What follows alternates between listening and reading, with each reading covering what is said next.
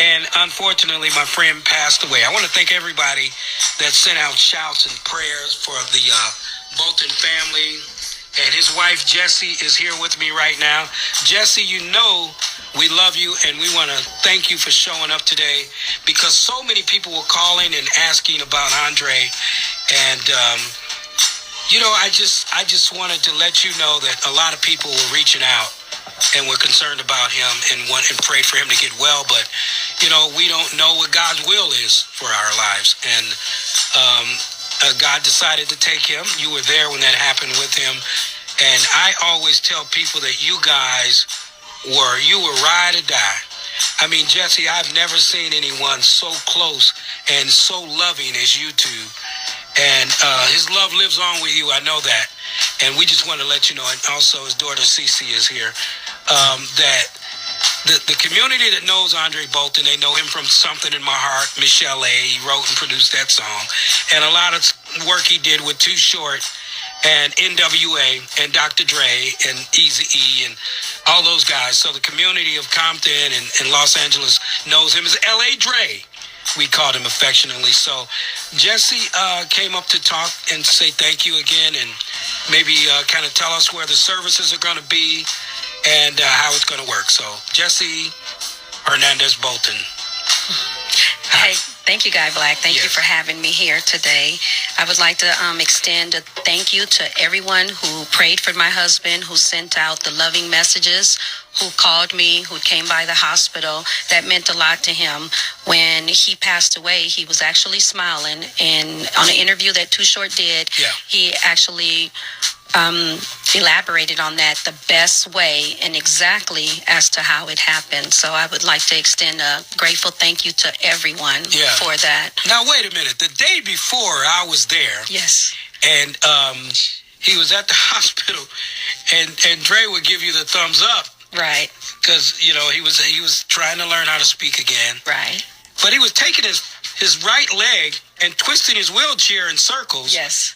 Like a kid would do, like a kid would do. And I said, wow, he's getting better. And we were just sitting there praying and thinking and laughing. And he was laughing with us and joking. Yes. His birthday was a few days earlier where he actually leaned over and bit the birthday cake. Right. We saw that going on. But because it happened so quick. Right. If you care to, I don't really like doing this. No problem. But if you care to elaborate. Like on Sunday when we were there, and what we all were laughing at, as you remember, was that Kendrick Lamar's new song was played, and he was bouncing his head to it and throwing up his fingers to it and mouthing. He liked that. He really, really liked Kendrick Lamar. Yeah. So that was one of his favorite new rappers. From Compton. From Compton, right? He was from Compton. And so was Dre. So he was loyal to the Compton rappers. Yeah. And then on Monday when I got to the hospital, Dre was wide awake, sitting up, very alert. And first thing that he did was he told me to come here, and he kissed me, as usual. But he kept kissing me, and he was mouthing, "I love you, I love you." Mm-hmm. I showed him a picture of a friend of his, and he wanted to call him. So once we called him, he didn't answer the phone. He scrolled through my phone and asked to call Too Short. And he wanted to call Too Short.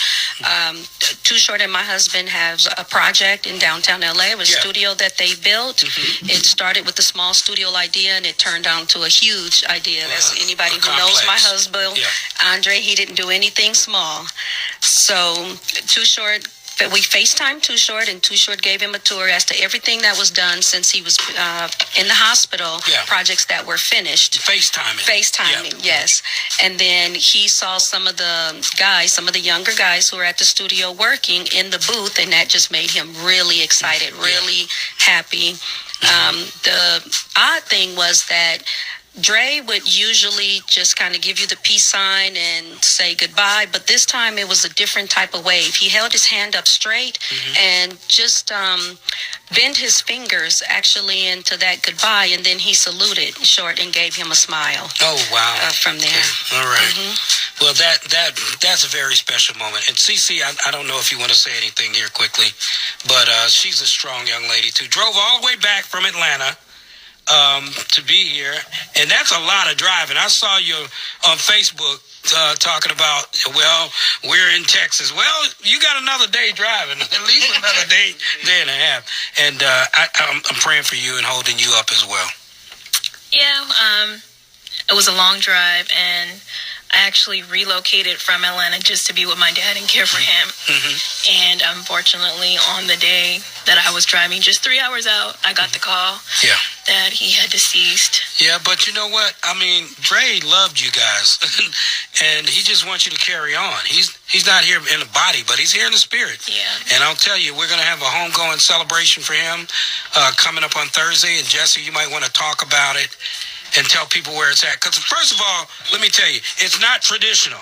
It's not going to be the traditional homegoing funeral service. It's going to be quite different. As we all know, Dre didn't do anything traditional. He was a kind and giving person, but everything he did was supersized and non-traditional. Okay, and we're going to give all that information coming up next. I got to take care of some bills. Thank you.